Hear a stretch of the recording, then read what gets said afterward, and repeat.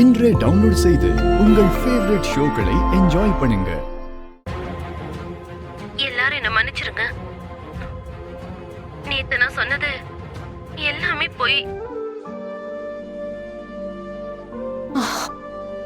சத்தியமா உதய பெருமாள் சாருக்கும் எனக்கும் எந்த சம்மந்தமும் இல்ல. நான் இதுக்கு முன்னாடி அவரை நேர்ல பார்த்தது கூட இல்ல.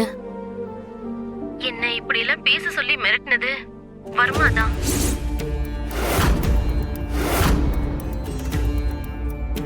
நான் அப்படி பேசினா வர்மா எனக்கு நிறைய பணம் தரதா சொன்னாரு. பணத்துக்கு ஆசைப்பட்டுதான் நான் இப்படி ஒரு தப்ப பண்ணிட்டேன்.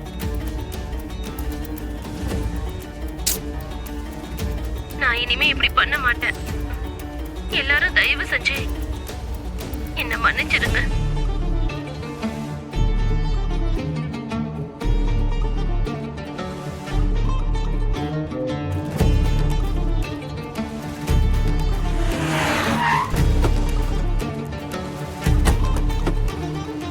இறங்க.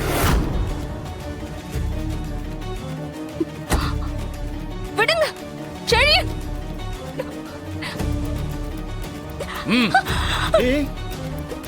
போ, என்ன நடந்துச்சுன்னு சொல்லு.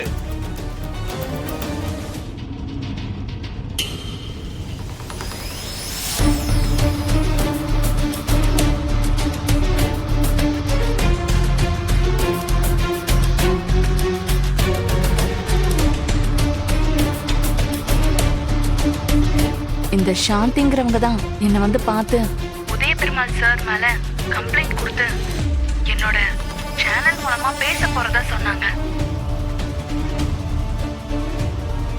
இதுக்காக எனக்கு ஒரு பெரிய அமௌண்ட் பே பண்றதாவும் சொன்னாங்க. அதனாலதான் நானும் உண்மை என்னன்னு விசாரிக்காம அவங்கள என் சேனல்ல பேச வச்சேன்.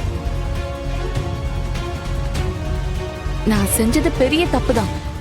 அதுக்காக நான் எல்லார்கிட்டையும் மன்னிப்பு கேட்டுக்கிறேன். இனிமே என்னோட சேனல் மூலமா இந்த மாதிரி ஒரு தப்ப நான் செய்ய மாட்டேன்.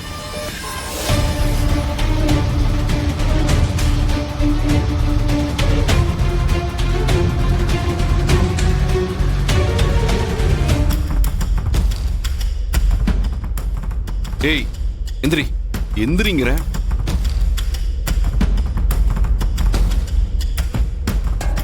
இப்ப எல்லாருக்கும் நடந்தது என்னன்னு புரிஞ்சிருக்கும். சோ மிஸ்டர் உதய பெருமாள் எந்த தப்புமே பண்ணல. இது எல்லாத்துக்கும் காரணம் வர்மாதான். இவரை எலெக்ஷன்ல நிக்க விடாம பண்றதுக்காக தான் வர்மா இப்படி ஒரு டிராமாவை கிரியேட் பண்ணிருக்கான். அப்புறம் மிஸ்டர் உதய பெருமாளுக்கு இன்னொரு கல்யாணம்லாம் ஆகல. அவரோட ஒய்ஃப் மிஸ்டர் செல்வநாயகி மட்டும்தான்.